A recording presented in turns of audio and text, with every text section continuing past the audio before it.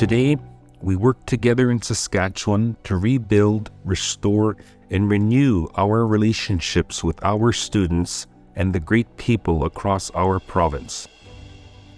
Treaties were made to make peace, but also to define the responsibilities of two peoples.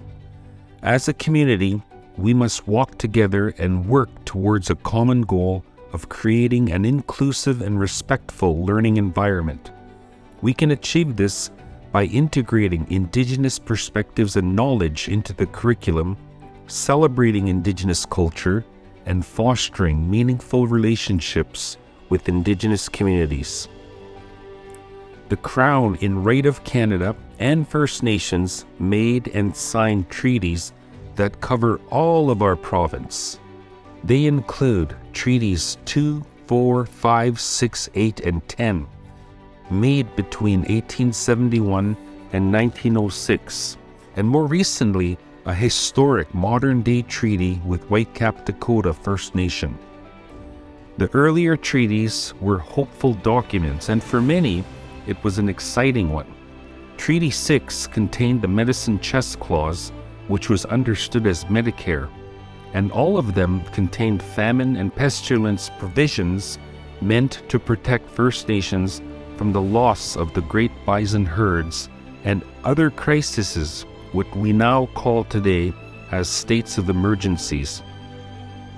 As history has documented, the poor implementation of these commitments led to the Cree Uprising and Northwest Resistance. Treaty 6 examples include Chief Poundmaker, Chief Big Bear, and the Métis, and Treaty 4 have similar stories. Sites like Cutknife Hill, Frog Lake, and Frenchman's Butte are a few of the places on the road that echo this history. The commitments made in the treaties faded as Canada developed, grew, and expanded.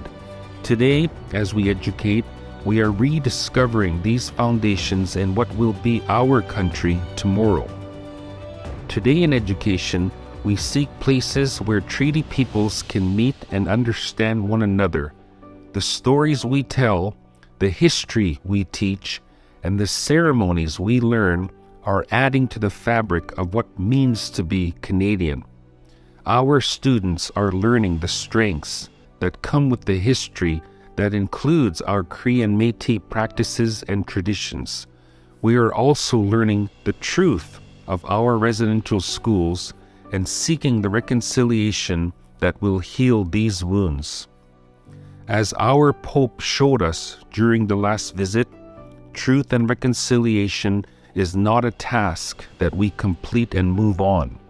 It is a journey we must walk together as a nation.